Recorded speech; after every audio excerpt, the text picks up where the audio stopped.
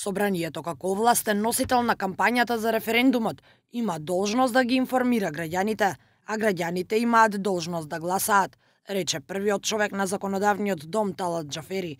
Тој најави транспарентна, недискриминирачка и непосредна јавна кампања. Средствата кои се наменети за кампањата се на посебна сметка, а 59% од нив ќе бидат наменети за кампања за и 41% ќе бидат наменети за кампања против.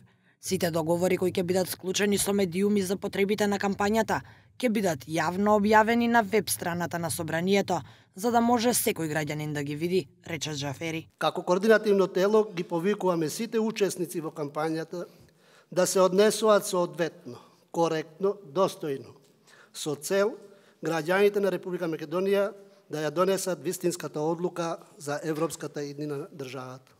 На прашањето каква е комуникацијата и ставот на пратениците од ВМРО ДПМН, Џафери рече дека писмено се обратил до нив и побарал да се изјаснат. 49 пратеници од опозицијската коалиција писмено побарале парите да се пренаменат, но председателот на Собранието рече дека тоа барање не може да биде разгледано, бидејќи парите се наменски, а сумата која нема да се потроши ќе мора да биде вратена во буџетот. Ниту една партија или пратеник нема да добие пари, туку Собранието ќе ги плаќа фактурите.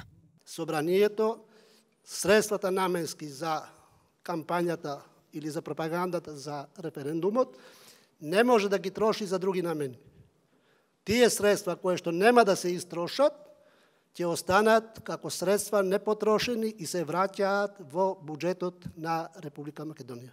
Џафери на новинарско прашање одговори дека рекламен простор може да се откупи само од телевизии и радиостаници и нема да може да се откупи простор од интернет порталите и во пишаните медиуми.